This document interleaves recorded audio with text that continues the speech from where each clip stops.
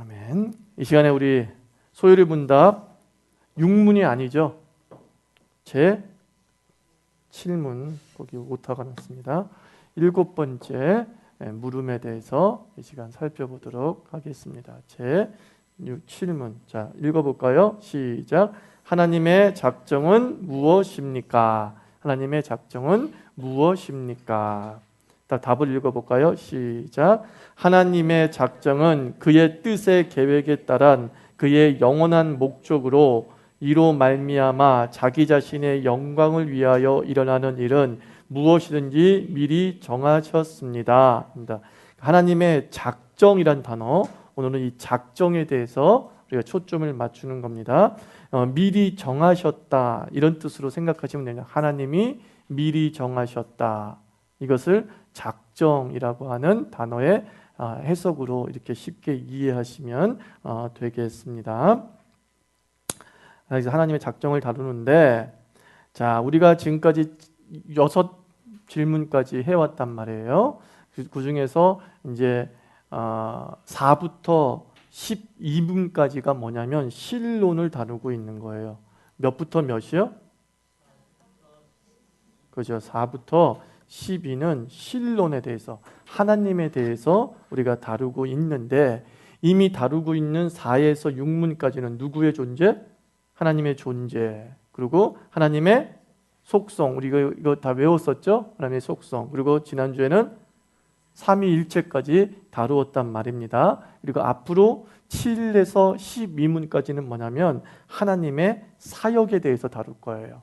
하나님의 사역. 즉 4에서 6문까지는 하나님에 대하여서라고 얘기한다면 그 하나님께서 어떻게 일하시는가, 어떤 일을 하시는가, 이 부분을 7부터 12문까지 다루게 됩니다.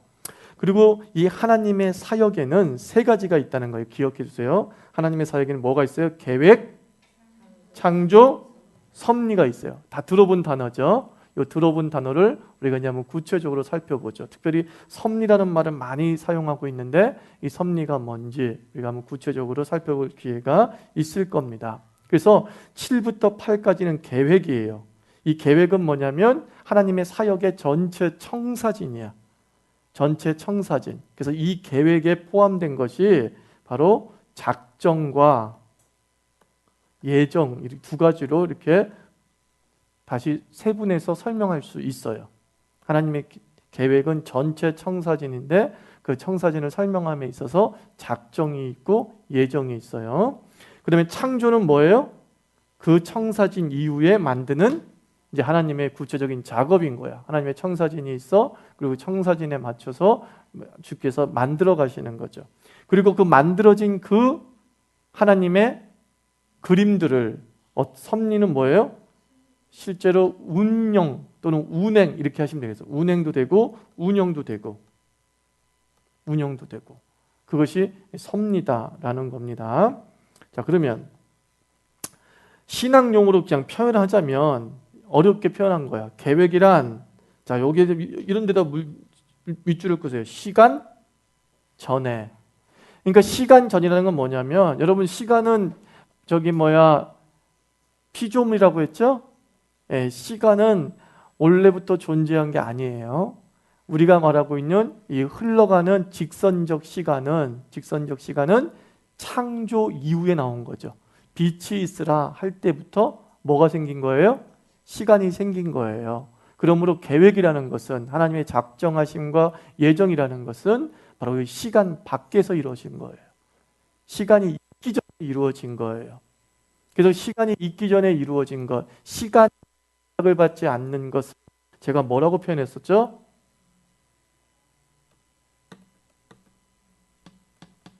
영원이라고 그랬죠? 영원. 이거는 알파도 아니고 오메가도 아니야. 알파와 오메가도 아닌 거야. 시간의 개념이 없는 건 초월한 하나님의 시간 개념입니다. 하나님의 시간 개념. 그리고 창조는 뭐예요? 바로 시간 속에서 이루어지게 되는 거예요. 빛이 있으라 할 때부터 하나님께서 창조에 개입하시는 그 순간부터 시간이 생기면서 그것은 하나님이 시간 속에서 역사하신 거예요. 섭리도 마찬가지예요. 어디서? 시간 속에서 하나님이 창조하신 피조물 속에서 그 일들을 이루어 나가신다라는 것을 알고 있으면 됩니다. 그래서 하나님의 계획에는 무엇과 무엇이 있다고 앞서 말씀드렸죠? 작정과 예정이 있어. 이게 답이 좀 내용이 좀 조금 달라요. 아까 아침에 작정은 뭐냐면 같이 읽어요. 시작. 마스터 플랜. 온 우주에 대한 마스터 플랜을 작정이야. 그러니까는 작정과 예정을 가지고 만약에 부등호를 친다면 어디가 되겠어요? 이게 더 큰 개념이죠. 작정이 더 큰 개념이에요. 단어적으로 작정은 온 우주에 대한 하나님의 마스터 플랜이야. 그럼 예정은 뭐냐? 예정은 뭐냐면 피조물에 대한 계획이에요. 피조물에 대해서 온 우주가 아니라 특별히 만드신 사람이나 천사의 피조물에 대한. 그래서 예정은 우리가 성경에서 말하는 예정론이다 이런 것들은 다 뭐냐면 구원의 예정론이에요. 단어를 거기에만 적용시키는 거예요. 이 사람이 앞으로 무슨 일을 할 것인지, 이 사람이 앞으로 어떤 사람이 될 것이에 대한 예정이 아니야. 성경에서 우리가 쓰고 있는 예정은 어디에 포함된다고요? 구원에 종속돼서 사용을 해야 돼요. 아시겠어요? 그러니까 세상 사람들이 예정을 우리한테 설명해 달라고 했을 때 그들이 물어보는 예정이라는 것은 모든 게 다 정해져 있다 이런 식으로 질문을 하는 거잖아요. 그러면서 우리도 모르게 그들의 개념으로 예정을 자꾸 설명하려고 하는데 그건 아니에요. 우리가 지금 교회에서 쓰고 있는 예정은 구원에 관련된 거예요. 구원에 계획된 거예요. 구원에 계획된 것. 차라리 모든 사람의 삶이 정해졌다 이런 것들을 얘기할 때는 쓰는 건 뭐예요? 작정이 적정한 거죠. 아시겠어요? 작정이 더 적정한 단어가 되는 겁니다. 그래서 하나님의 끊어질까?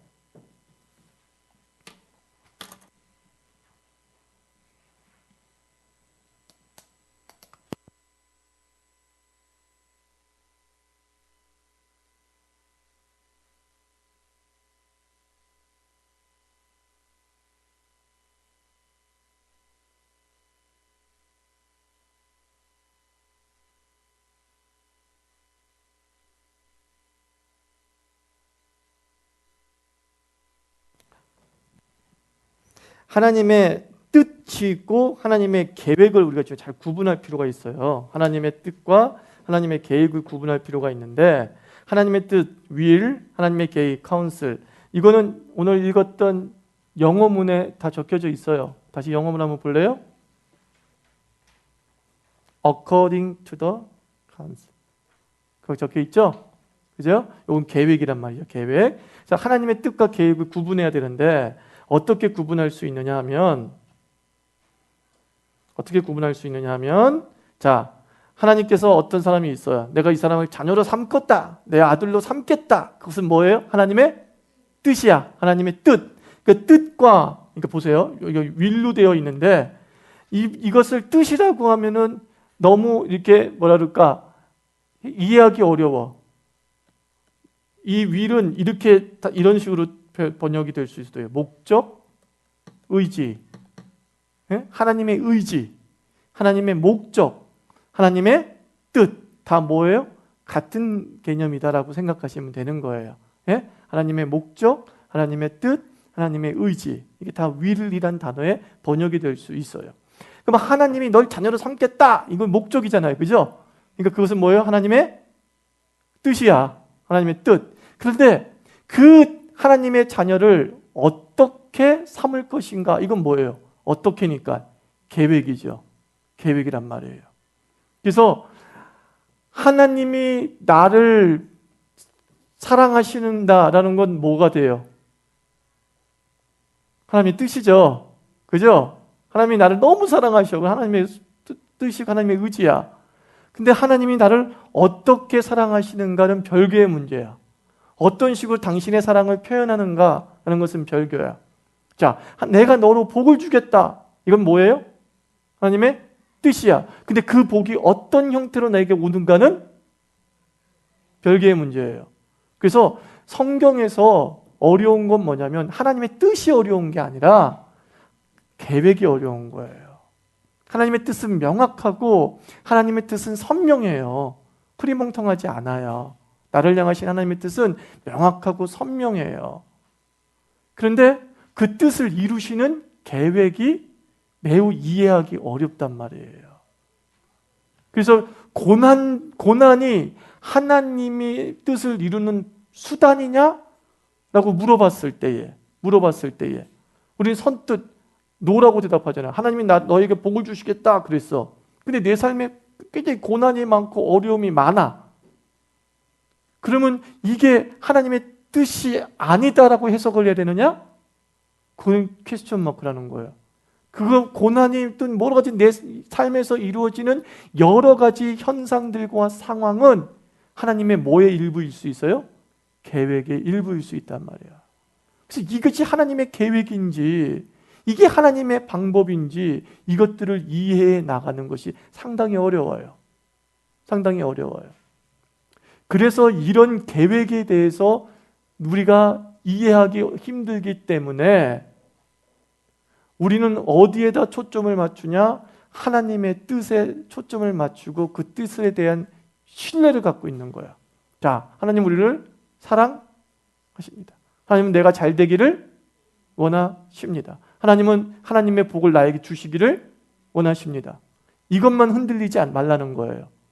그리고 나면 하나님의 뜻과 상반되는 것처럼 벌어지는 현상과 상반되는 것처럼 보여지는 여러 가지 내 주변의 상황들이 나중에 어느 상황에 어느 시점에 이르게 되면 그런 방법으로 이루시려고 했구나라는 것을 비로소 이해하게 돼요.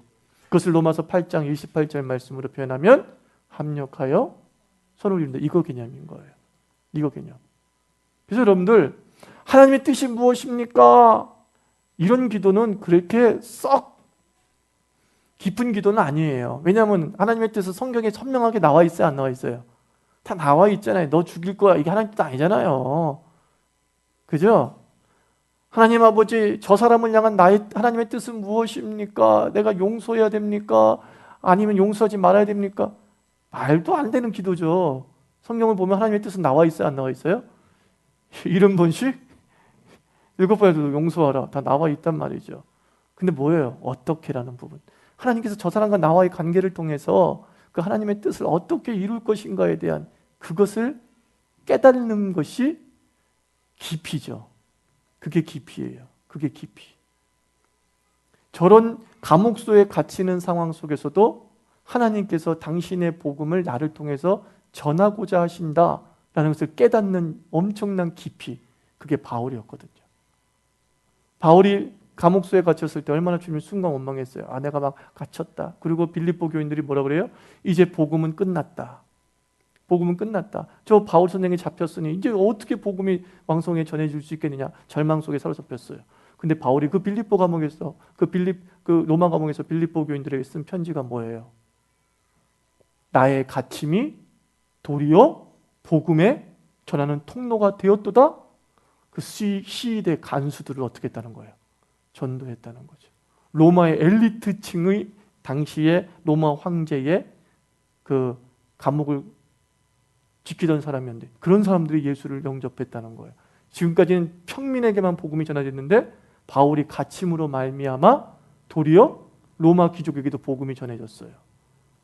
바울이 깨달은 거죠. 와, 놀랍도다 하나님의 계획이요. 하나님이 이런 계획이 있었구나. 나중에 깨닫는 거죠. 깊이 있게 깨닫는 거죠. 그러므로 너희는 나의 매임으로 인해서 슬퍼하거나 우울해하지 마라. 이렇게 말할 수 있었던 거죠. 그래서 우리 자유개교인들이 하나님의 그 계획을 잘 이렇게 이해하고 하나님의 뜻을 이루는 방식들을 깨달을 수 있는 그런 아주 깊이 신앙, 그 깊이 신앙을 갖출 수 있었으면 참 좋겠어요. 그러나 설령 이해되지 않더라도 우리는 전폭적으로 누구에게 신뢰를 보내요? 하나님 아버지 신뢰를 보내는 거예요. 하나님의 뜻에 신뢰를 보내는 거예요. 당신은 결코 나를 죽이려고 하지 않는다는 것. 하나님 나를 살리려고 한다는 것. 이 뜻에 대한 믿음이 흔들리지 않으면 결국은 모든 상황이 합력해서 선을 이루어서 하나님의 그 뜻을 이루는 쪽으로 가게 되어 있다라는 것이죠. 자, 그다음에 전지하심과 계획의 관계를 한번 살펴봅시다. 전지. 전지가 뭐예요? 다 알고 있다. 그죠? 모든 것을 알고 있다. 그런 뜻이에요. 전지.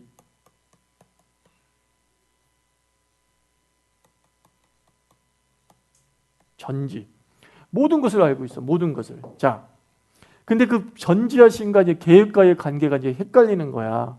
5-1을 한번 같이 읽어볼까요? 시작. 하나님은 미래에 일어날 모든 일을 알고 계신다.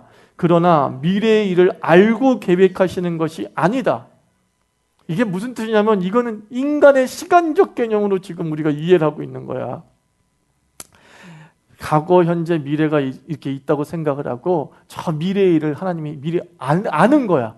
그 아는 것을 가지고 미래엔 저런 일이 벌어지는구나. 하나님이 아는 거야.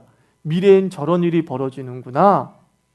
그러니까 내가 현재에는 이런 일들을 실행을 해야겠다. 이 얘기를 하고 있는 거예요. 근데 이거는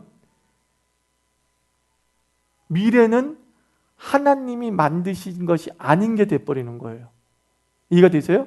미래를 알고 있는 것으로만 끝나면 그 미래는 하나님이 만드신 것이 아니야. 그저 하나님은 우연하게 일어날 미래를 예측하시고 예견하시고 현재만을 어떻게 해요? 필요한 무엇들을 만들어 나가는 거야. 미래는 종말이 있고 전쟁이 있겠구나. 그러면은 내가 오늘 이들을 위한 방주를 만들어야겠구나. 이런 생각과 똑같은 거예요. 그건 하나님일 수 없는 거예요. 그래서 5-2 읽어봐요. 시작. 시간 안에 일어나는 모든 일은 하나님의 작정의 원인자가 아니다. 작정하심은 오직 하나님의 뜻만으로 자유롭게 작정하신다 이거예요. 그러니까 하나님의 전지하심과 계획은 뭐냐면 한 몸이에요. 한 몸. 한 몸이에요. 한 몸. 떨어질래야 떨어질 수가 없어요. 그래서 그 다음에 이야기하는 게 있잖아요. 그 다음에 자 5-3 읽어볼게요. 5-3 시작. 그의 영원한 목적으로. 자, 이건 어디 있는 문장이에요?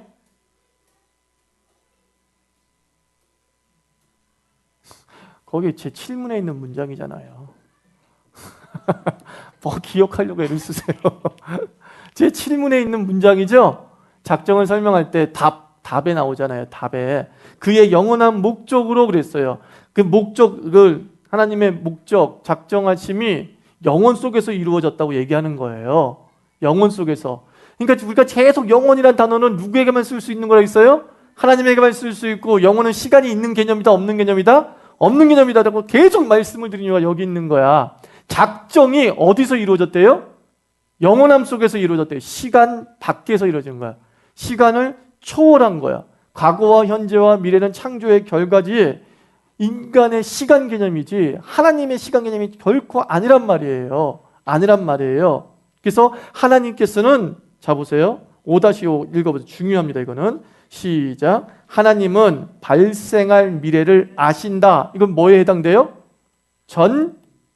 전지잖아. 근데 그 다음 읽어. 시작. 발생할 미래에 이미 계신다예요. 하나님이 미래와 동떨어져 있어가지고 단순히 머리로서만 알고 있는 상태가 아니라 미래에 계신다. 이건 무슨 뜻이냐면 미래도 하나님이 어떻게 했다는 거예요? 작정하고 계획하시고 창조하셨다. 그런 뜻이에요. 그런데 그게 시간순으로 이루어지는 개념이 아닌 거야. 하나님에게는요. 너무 중요한 개념이야. 자꾸 우리의 시간 개념으로 하나님을 이해하려면 이 작정 이런 개념들 이해할 수가 없어요. 그래서 베드로후서 3장 8절에서 베드로후서 3장 8절에서 사랑하는 자들아 주께는 하루가 1000년 같고 1000년이 하루 같다. 베드로가 우리의 시간 개념과 다른 하나님을 너희가 알아야 된다 이 얘기를 하고 있는 거예요. 어떤 이들이 막 예수님의 하나님의 재림이 임박하다고 했는데 왜 임박하지 않습니까? 막 이렇게 얘기하는 거야. 내 시간 개념으로 보니까 시간이 더디 흘러가는 거죠. 그죠? 아인슈타인의 원리에 의하면 상대성 원리도 시간에 적용이 되잖아요. 시간의 상대성. 누구에게나 시간이 똑같이 흘러가는 것이 아니다라는 게 이 20세기 물리학의 위대한 발견 아닙니까? 시간의 상대성. 이거 얘기하고 있는 거예요. 내게는 하나님의 임재가 너무너무 하나님의 예수님의 재림이 너무너무 느려. 터졌어. 재림이 안 될 것 같아. 근데 하나님의 시각으로는 뭐예요? 지금 이 순간일 수 있다는 거야. 하나님이 보기에는요. 하나님 보기에는 나는 1000년이 흘렀는데 내가 너 구원 바로 시켜줬잖아. 이해가 되세요? 이런 뜻이 될 수 있다는 거예요. 그래서 하나님의 시간 개념으로 이해를 해야 되는 거지. 자꾸 우리의 시간 개념으로 빠르다, 늦다라고 하다 보면은 하나님에 대한 오해가 생길 수 있어요. 생길 수 있어요. 그래서 하나님은 전지하시다라는 것과 하나님의 그 모든 시간의 작정은 동시적으로 이루어졌다 이렇게 봐도 되는 거예요. 동시적으로 이루어지는 어떤 거예요? 어떤 거? 목사님 그게 무슨 말이에요? 차원이 다르기 때문에 이해할 수 있다 없다? 이해할 수는 없는 거야. 이해는 안 돼. 그러나 실제 한다 안 한다? 실제는 한다라고 말씀을 드렸잖아요. 4차원이 실제 한다 안 한다? 실제 한다. 그럼 이해가 안 되는 거야. 보이지도 않는 거야. 3차원으로는 4차원을 못 봐요. 1차원에 있는 사람들이 지금 우리가 있는 이 3차원을 이해할 수 있겠어요? 점으로만 되어 있는데 선으로 되어 있는 1차원 속에 살아가는 사람이 하늘을 볼까요? 못 볼까요? 하늘을 못 봐요. 그건 높이 개념이 없기 때문에. 1차원은 높이 개념이 없는 거예요. 3차원은 높이 개념이 있잖아요. 1차원이 선으로만 쫙 되어 있어. 선으로만 쫙 되어 있는 사람들은요, 또 2차원을 이해 못해. 2차원은 뭐예요? 면이잖아, 면. 좌우를 못 봐. 근데 2차원 사람들은 좌우를 알아. 이쪽도 뭔가 있고 이쪽도 뭔가 공간이 있는 거야. 그러나 2차원에서 또 뭐를 못 봐? 하늘을 못 봐. 하늘이 있는 줄 몰라. 이런 개념인 거예요. 존재하나 이해할 수 없고 존재하나 내가 볼 수 없고 감각할 수 없어. 그게 차원의 개념이에요. 근데 하나님이 우리와 차원이 다르기 때문에 실제 하나 이해할 수는 없어요. 그래서 하나님의 시간 개념이 자꾸 영원이라고 말씀드린 이유가 거기 있는 거예요. 영원. 그건 시간에서 완전히 벗어난 개념이에요. 우리가 구원을 받는다 그랬을 때 우리가 영원히 죽지 않는다. 그래서 우리 상상 속에 뭐 생각하고 있냐면은 내가 100살이 되고 1000살이 되고 10,000살이 되고 10만 살이 되고 1억 살이 되겠지. 이렇게 생각하고 있는 거야. 나이가 있어요, 없어요? 있을 수가 없는 거예요. 근데 우리 자꾸 하나님과 영원히 산다는 개념을 1년 365일이 억만 번 반복되고 11조만 번 반복되고 막 이 생각으로 가지고 있는 거야. 아니란 말이에요. 아니란 말이에요. 전혀 다른 하나님의 세계로 들어가 버리는 거예요. 전혀 다른 하나님의 세계로 들어가는 거예요. 그래서 하나님의 이 전지하심, 미리 알고 계심이 저 미래의 일은 하나님에서 만들어 놓은 것이 아니고 하나님은 즉흥적으로 미래가 일어날 것을 아시고 그 미래에 대비해서 오늘에만 어떤 역사를 하신다라고 하면 그 하나님은 완전 시간에 갇힌 하나님이고 저 미래를 주관하는 다른 신이 있어 없어? 있다는 뜻이 돼버리잖아요. 그죠? 그래서 하나님은 미래를 알고 계시면서 그 미래에 뭐라고요? 계신다 이렇게 표현한 거예요. 그래서요. 아시겠어요? 하나님은 그 미래에 계시는 거야. 계시는 거야.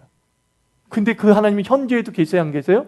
현재에도 계세요. 이해가 안 돼. 근데 그 하나님이 과거에도 계세요? 안 계세요? 계세요. 그러면 그 하나님이 과거의 하나님이야? 아니야. 하나님에게 그건 과거의 하나님이 아니야. 그래서 하나님에게는 오직 이렇게 얘기할 수 있어요. 하나님에게 오직 무슨 시간만 있다? 현재만 있다. 굳이 설명한다면 하나님에게는 오직 현재만 있는 거야. 마가복음 12장 18절로 20절 말씀 집에서 한번 읽어보세요. 이게 사두개인과의 대화잖아. 얼마나 그 사두개인들이 하나님의 차원에 대해서 무지했냐면 그들은 자 보세요. 사두개인들의 구원론은 부활이 없다고 생각하는 사람들이야. 왜냐하면 이 사람은 합리적인 신앙관을 가지고 있어서 사람이 죽었는데 어떻게 다시 태어나냐? 있을 수 없다고 보는 거예요. 부활은 있을 수 없다고 봐요. 그 다음에 그들은 뭐예요? 땅을 기업으로 차지한다. 그 땅을 진짜 살고 있는 그 땅으로 보는 거예요. 그 땅으로 보는 것. 그래서 그들은 내가 이 땅에서 좋은 집을 얻고 있다. 이거 자체로 굉장히 프라이드를 갖고 있어요. 왜냐하면 하나님께 선택받은 증거거든요. 내가 이렇게 선택받은 증거, 봐, 땅 갖고 있잖아. 우리 집 부자잖아. 이게 사두개인이거든요. 이 신앙관이거든요. 내세관이 없는 거죠. 아주 귀족적인 기득권층을 위한 신앙관이 사두개인이에요. 반면에 바리새인들은 그래도 평민들을 위한 신앙관을 가지고 있어서 그들에게는 부활이 있다고 했단 말이에요. 자, 이 사두개인이 와가지고 어떤 얘기를 해요? 7형제가 있었어요. 예수님 맞이 아내를 취했다가 후사가 없어 죽고 또 그 7사람이 다 그를 아내로 취했어요. 이제 부활했다고 칩시다. 그러면 대체 7형제 중에 누가 그 아내의 남편입니까? 그 여자는 누구의 아내가 되는 겁니까? 자, 누구의 사고방식으로 예수님께 질문해요? 딱 인간의 세계관으로, 그죠? 딱 인간의, 그들은 부활하면 또 다른 똑같은 세계관이 있을 거라고만 상상하는 거야. 그게 한계인 거야. 자기네 세계관으로는 부활하면 우리가 인간이 살고 있는 똑같은 세상 속에 있는 것이 될 것인데, 그럼 이거 부활하면 문제 심각해진다, 이 얘기하고 있는 거예요. 문제 심각해지지 않겠냐? 족보가 완전 개판되는 거 아니냐고. 그러니까 부활이 없어야 된다, 이런 식의 얘기인 거예요. 사실은 그들의 논리로. 그래서 예수님께서 뭐라고 말씀하셨어요? 사람이 죽으면, 죽은 자 가운데 다시 살아나면 그때는 어떻게 된다고 그랬어요? 장가도 아니 가고 시집도 아니 가고 하늘의 천사와 같다. 뭐요? 더 전혀 다른 세계관 속에 있다, 이 얘기하는 거예요. 장가 시집이라는, 너 안 가는구나, 이렇게 받아들이면 안 돼요. 아, 천국에 이제 장가도 없는 거구나. 이것도 뭐에 해당되는 거예요? 내 세계관으로 자꾸 천국을 해석하는 거야. 지금 이 말의 핵심은 니들이 생각하고 있는 세계와 다르다, 똑같다? 다르다, 이놈들아. 그래서 예수님이 그 다음 뭐라고 그래요? 너희가 성경을 오해하였도다. 그러니까 몰라도 너무 모른다니까, 하나님에 대해서. 성경을 잘 알고 있다고 자신하고 있는 사두개인에게 니네 몰라도 너무 모른다. 참 한참 멀었다. 어떻게 저렇게 편협한 생각을 갖고 있니? 이 얘기를 하고 있는 거죠. 그러면서 하시는 말씀이 또 뭐예요? 하나님이 가라사대, 하나님은 아브라함의 하나님이요, 이삭의 하나님이요, 야곱의 하나님이라고 하지 않았느냐? 하나님은 죽은 자의 하나님이 아니라 뭐예요? 산자의 하나님이라고 하지 않았느냐? 이 말의 뜻은 무슨 뜻이에요? 하나님은 우리에게 있어서 아브라함은 죽었어요, 살았어요? 살았다가 죽었어. 그죠? 그 시간의 연속성이 존재해요. 그러면서 우리에게는 여전히 어떤 존재예요? 죽었어. 근데 하나님은 그 죽은 아브라함에게도 여전히 뭐라 그래요? 사람들에게 불려지기를, 아브라함과 이삭과 야곱의 하나님으로 불려지기를 원하시는 거야. 그러면서 예수님은 봐라, 하나님은 산자의 하나님이라면서 예수님은 아브라함과 이삭과 야곱을 살아있다라고 평가를 해요. 아시겠어요? 살아있다라고 평가해요. 즉 하나님 입장에서는 아브라함을 언제 만났어? 살아있을 때 만났고, 살아있는 그 상태가 하나님이 이해하고 있는 아브라함인 거야. 도저히 말도 안 되는 거죠. 말도 안 되는 거죠. 그래서 계속적으로 하나님은 과거, 현재, 미래의 시간적 연속성에 있는 것이 아니라 우리는 과거, 현재, 미래처럼 보이는데 하나님은 그게 딱 어느 순간 정지된 상태로 볼 수 있는 거예요. 아시겠어요? 정지된 상태로 딱 보는 거예요, 그냥. 그것과 똑같은 거예요. 똑같은 거. 그래서 예수님께서 말씀하시는 것이 너희들의 자꾸 세계관으로 하나님을 이해하려고 애를 쓰지 말고 너희들이 살기 좋은 세상이라고 해가지고 그 살기 좋은 세상이 계속되기를 바라는 것처럼 욕심 부리지 말라 이거예요. 사두개인을 향해서. 걔네들 이 땅에서 하나도 고민될 게 없잖아. 그죠? 이 땅에서 그들은 아무런 고생도 안 하고 살잖아요. 그들이 뭐 결핍의 고난을 당해, 무슨 뭐 돈의 고난을 당해, 사람들이 그들을 무시해, 존경도 받고 명예도 다 얻었어. 그러니까 이 사두개인은 이 땅에 어떤 땅이에요? 살만해. 살만하니까 여기가 천국이었으면 좋겠는 거야. 이게 인간이 욕심이 만들어낸 하나님 나라야. 하나님 천국관이에요. 정말 죽기 싫은 사람들 많다잖아요. 기독교인 중에서. 살만해서. 너무나 살만해서. 그래서 야, 여기가 천국이었으면 좋겠다. 그게 베드로잖아. 여기가 좋사오니 까불지 마. 우리가 아무리 이 땅이 좋다고 해서 이 땅이 계속되기를 바라지만 천국은 이 땅에서 아무리 좋은 곳과 비교해도 비교할 수 없는 수준이에요. 그래서 천국에 갔다 왔다라고 하면서 뭐 80콜레니 뭐 이런 사람들이 막 있다고 말. 근데 다 뭘로 표현한다 그랬어요? 자기가 이 땅에서 알고 있는 최고로 표현한 거예요. 요한계시록에 요한도 마찬가지야. 천국에 대한 묘사가 있지만 그 천국의 묘사가 뭐예요? 홍보석이다! 라고 얘기하지 않지. 난 그래서 계시록의 기록이 좋은 거야. 뭐라 그래요? 같고란 말을 써요. 그러니까 유사한 형태로 천국을 표현하는 거야. 그게 맞아요. 유사한 형태로 내가 경험한 게 아직 없으니까 내가 경험한 최고의 것을 가지고서 그 천국의 상황을 표현하는 거야. 뭔가 빛나서 그것을 황금이라고 한 거야. 왜? 내가 이 땅에서 제일 빛난 게 뭐야? 황금 아니에요. 그죠? 제일 빛난 게 황금이잖아. 그래서 황금집이 이렇게 있고 이런 식이야. 그 요한계시록 요한이 지금 천국을 봤다고 한다면 가보니 타워 팰리스 같은 게 있고 이랬을 거라고요. 다르게 표현했을 거라고요. 그죠? 자기가 지금 경험하고 있는 최고를 가지고 어떻게든 그 천국의 영광스러운 것들을 표현해내려고 했고 하나님도 그렇게 보여주시는 거죠. 차원이 다른 그 부분을 문자화시켜야 되고 현실화시켜야 되니까 요한 사도에게 그의 경험에 맞게끔 그 세계를 가시화시켜 준 거죠. 하나님의 나라를 가시화시켜 주신 거 해야 됩니다. 그래서 하나님의 시간은 다 뭐라고요? 현재예요, 현재. 그죠? 시간을 초월하신 하나님의 작정과 시간 안에 있는 이제 중요한 말을 하나 이제 밑줄을 그셔야 돼요. 하나님의 작정과 숙명론을 얘기할 때에 숙명론 많이 들어보셨죠? 그죠? 숙명론 한번 읽어볼게요. 시작. 이게 숙명론이에요. 내가 뭐래도 바꿀 수 없다. 그래서 옛날에 점치는 사람들 얘기 중에서 유행했던 말 중에 운명과 숙명을 어떻게 이해해야 됩니까? 라고 했을 때 운명은 뭐예요? 내 앞에서 날아오는 돌. 내 앞에서 날아오는 돌이 운명이야. 숙명은 뭐예요? 내 뒤통수로 날아오는 돌. 그러니까 이렇게 앞으로 날아오는 건 피할 수 있어요, 없어요? 피할 수 있어요. 운명론이야. 앞에서 돌이 날아온다는 것은 정해져 있어. 그게 운명론이잖아요. 앞에서 돌이 날아온다는 것은 정해져 있어. 근데 맞을지 안 맞을지는 인간의 의지에 달려 있다고 보는 게 사주에서 운명론이야. 뒤통수는 뭐야? 내 뒤에서 돌이 날아오는 건 동일해. 근데 맞을까 안 맞을까조차도 어떻게 된 거예요? 내 의지에 관계없이 정해져 있어. 그게 이제 숙명론이라.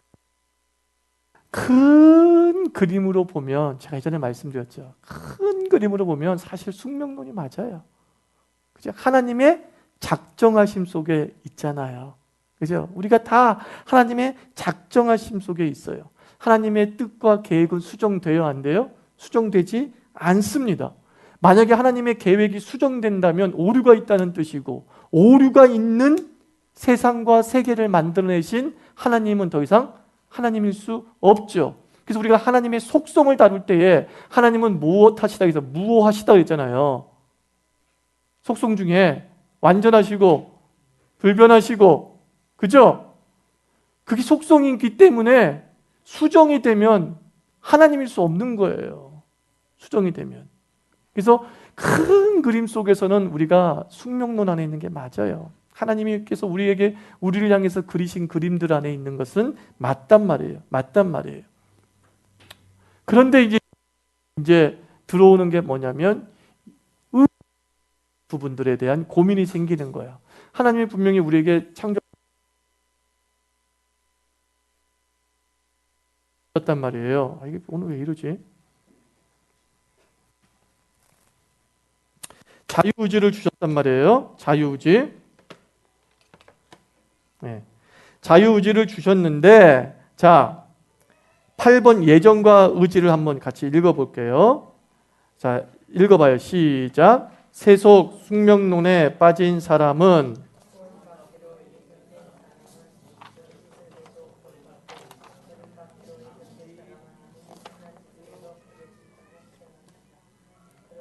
인간 의지는 아무 의미가 없다. 이제 이렇게 얘기를 하는 사람들이 있다는 거예요. 우리 그런 사람들 있잖아요. 그죠? 뭐 구원받기로 되어 있으면 뭐 뭔 짓을 해도 구원받지 뭐. 구원받지 못할 사람이면 뭐 착한 일을 아무리 해도 뭐해. 구원 못 받는 얘기잖아. 라고 하면서 우리가 어떤 행위와 어떤 결정에 대해서 아무 의미가 없고 이 세상에 어떤 영향을 미치지 않는다라고 보는 사람들이 꽤 있는 거죠. 그래서 청년들이나 고등학생들이 조금 이제 머리가 깨어지면은 이런 질문을 많이 드리는 거잖아요. 구원받은 사람이 정해져 있다면서요. 그러면 뭐 지금 내가 교회 안 다닌다고 해서 내가 구원받은 사람이 나중에 어떻게든 교회 나올 거 아닙니까? 그러면서 교회 안 나오는 걸 정당화하는 사람들도 있잖아요. 그죠? 그 정당화요. 걱정하지 마, 목사님 걱정하지 마세요. 근데 구원받은 사람인 거 맞으면요 반드시 오게 돼 있어요. 아주 똑똑하고 철학적으로 얘기하죠. 그 질문에 대해서 난감한 거야 또 우리는. 그것도 그런 것 같아. 그죠? 그것도 그런 것 같단 말이야. 자, 그래서 8-2를 읽습니다. 시작. 시간을 초월하신 하나님의 작정과 시간 안에 있는 사람의 의지를 구분해야 됩니다. 자, 작정은 시간 밖에서 이루어졌어. 그럼 우리의 의지는 어디서만 작동이 되는 거예요? 시간 안에서만 작동이 되는 거예요. 하나님이 그런 그림을 그려 놓으셨어. 주님께서 모든 그림들은 시간 밖에서 다 계획하셨죠? 그죠? 시간 밖에서 다 계획해줘. 창조하기 전에 다 계획해 놓으셨어. 그런데 창조된 인간들의 의지는 시간 속에 던져주는 거야. 그래서 그 시간 속에 던져진 인간의 반응이 그의 삶을 결정할 수 있게 돼요. 그 순간순간은. 나중에 뒤에서 가서 보면은 내 그 결정이 어떤 의미였고 하나님의 어떤 그림 속에 있었는가는 이해가 되겠지만 내가 하나님의 그 큰 그림 속에 어떤 상황인지 모르잖아요. 그죠? 어떤 상황인지 모르잖아요. 그래서 하나님께서 그 큰 그림 안에서 내 인간의 의지에 영향을 미치게 하셨다는 거예요. 그래서 그 인간의 의지에 과거형이 현재를 만들고 현재형이 미래에 영향을 미치는 구조로 되어 있는 거예요. 우리의 의지가 시간적 속에서 이렇게 역사한다는 거예요. 자, 이것을 좀 더 쉽게 설명한 게 9번이야. 9번. 뭐냐? 지금이 뭐라 그랬어요? 하나님의 시간 개념이다 라고 하면 말씀과 계시가 어디로 들어와요? 시간 속에 들어오는 거예요. 이 말씀과 계시는. 성육신이 뭐죠? 오늘 말로 따지면 시간 속에 들어온 하나님이에요. 시간 속에 들어온 말씀이잖아요. 말씀은 예수님이잖아요. 그죠? 그러니까 하나님이 시간 속에 들어왔어. 말씀과 계시는 의지를 지금에 맞추도록 인도하는 하나님의 선물이다 이거예요. 자, 하나님의 시간 밖에 무한한 작정들이 있어. 그러면서 우리는 눈으로 시간의 흐름을 통해서 하나님의 작정들이 이렇게 점점 윤곽을 드러내는 것을 우리 알게 돼. 근데 하나님은 우리로 하여금 말씀, 계시를 딱 우리에게 계시를 통해서, 예? 계시를 통해서 우리에게 당신의 작정하신 큰 그림을 어떻게 해요? 보게 만드시는 거야. 깨닫게 하시는 거야. 그러면서 그 인간의 의지가 주님께서 보여주시는 계시에 어떻게 반응하느냐에 따라서 뭐가 달라요? 나에게 주어진 현재와 내일의 시간들이 달라지는 거야. 하나님의 큰 그림이 있어. 에덴에서 너희는 생육하고 번성하고 땅에 충만하라 그랬단 말이에요. 그래서 너는 잘되고 내가 너를 복을 줄 거라고 하는 놀라운 하나님의 계획이 있었단 말이에요. 작정하심이 있었단 말이에요. 그런데 그 속에 하나님께서 당신의 그 큰 그림을 조금이라도 이해시키기 위해서 말씀 하나 딱 주었어요. 뭐예요? 선악을 알게 하는 나무는 먹지를 마봐. 일단은 먹지는 마 하면서 하나의 계시를 던져준 거야. 주의 방법론의 계시를 던져준 거야. 그 하나님이 주신 그 말씀에 반응에 따라서 그에게 주어진 시간 속에의 상황이 달라져. 시간 속에. 그런데 아담과 하와는 계시를 받았어. 말씀을 받았어. 그래가지고 그들의 의지적 선택에 의해서 어떻게 했어요? 불순종을 선택을 한 거야. 그 결과 그들의 시간 속의 미래가 어떻게 됐어요? 궁극적 미래 얘기하는 거 아니에요? 시간 속의 미래가 어떻게 됐어요? 달라진 거예요.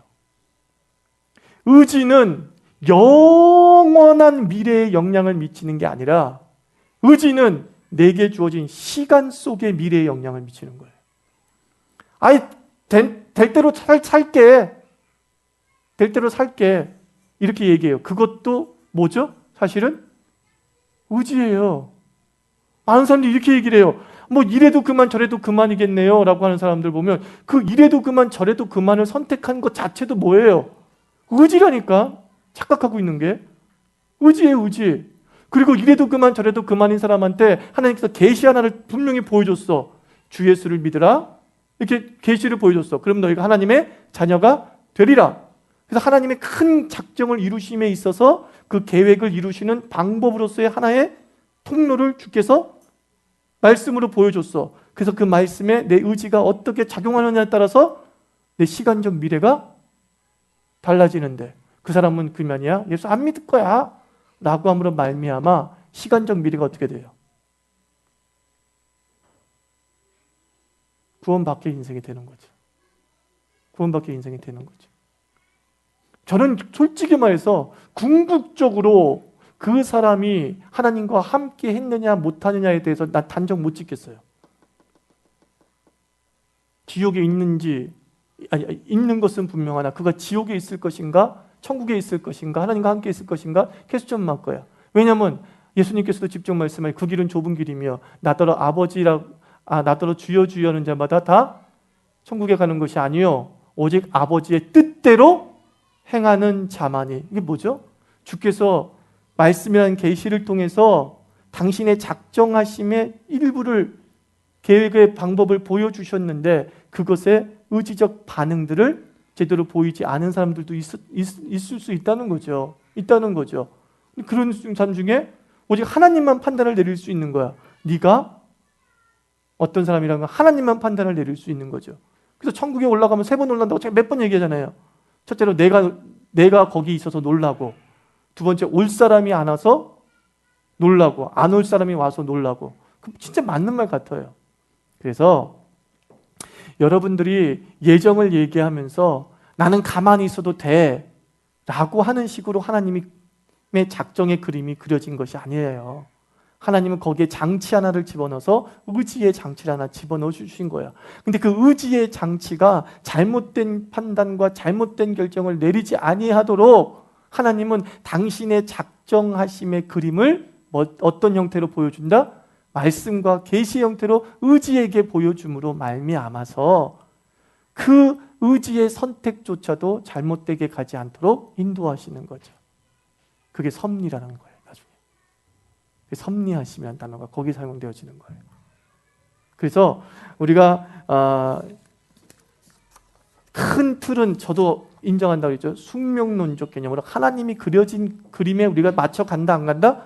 맞춰가게 되어 있다. 그래서 그 시간 밖에서 이루어지는 구원이라는 개념은 궁극적으로 우리에겐 주어지겠지만 시간 안에서 이루어지는 우리 인생의 사이클은 내 의지의 반응에 따라 결정이 되게 되어 있는 거예요. 결정이 되어 있는 거예요. 그래서 여러분들 가만히 있거나 마음대로 살아도 복 주시기로 되어 있으면은 복을 주신다. 그게 아니라는 거예요. 그게 아니라는 거예요. 복 주시기로 되어 있는데 그 복 주시는 것이 시간의 사이클 속에서 이루어지도록 하시기 위해서 하나님이 조금의 맛보기로 계시라는 통로를 통해 말씀이라는 통로를 통해서 보여주죠. 거기에 제대로 반응하는 사람이 결국 큰 그림의 하나님의 은총과 구원을 맛보게 되는 거죠. 구원 밖의 인생이 아니라 구원 안의 인생이 되는 거죠. 뭐 지옥이 어쩌고 저쩌고 나중에 얘기할 거예요. 뭐 이제 지옥이 있어요 없어요 부분은 나중에 얘기해요. 그러나 큰 그림은 하나님은 모든 사람이 뭐 하기를 원해요? 구원받기를 원하신다는 큰 그림은 분명해요. 그 큰 그림은 모든 사람이 구원받기를 원하세요. 그리고 모든 사람이 구원받고자 하는 하나님의 그 계획하심을 이루시기 위해서 말씀과 계시라고 하는 통로를 통해 끝없이 우리의 의지에 호소하고 우리 의지에 반응하도록 해주셨다는 것을 꼭 기억하시면서 여러분들 선택 잘하며 사는 것이 되게 중요하고 우리의 시간은 지금이야. 보라 지금은 구원받을 만한 때요 라고 주님께서 말씀하잖아요. 고린도 전서 몇 장이에요? 후서 6장 2절 같이 읽어볼까요? 시작. 가라사대 내가 은혜 베풀 때에 너를 듣고 구원의 날에 너를 도왔다 하셨으니 보라 지금은 은혜 받을 만한 때요. 보라 지금은 구원의 날이로다. 언젠가 이런 얘기 하나님은 하시지 않는다는 거예요. 오늘 이 순간 그 순간에 우리가 어떻게 하나님의 작정하심에 조금이라도 깨달은 바에 반응을 보이냐에 따라서 지금이 구원의 때가 될 수 있는 거고 아니면 먼 날이 구원의 때가 될 수도 있는 거고 시간 밖에서 나도 모르는 어떤 구원을 체험할 수도 있는 거거든요. 그래요. 그냥 이왕이면 이 땅을 살아가면서 어떻게 되죠?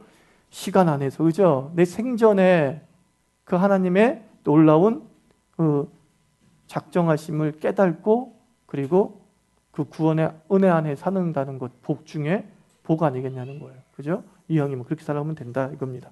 그래서 여러분들 하여튼 시간의 개념들을 한번 작정을 통해서 살펴보았습니다. 다음 주는 이제 창조에 대해서 살펴보고 다다음 주는 섭리를 살펴봅니다. 기도하겠습니다.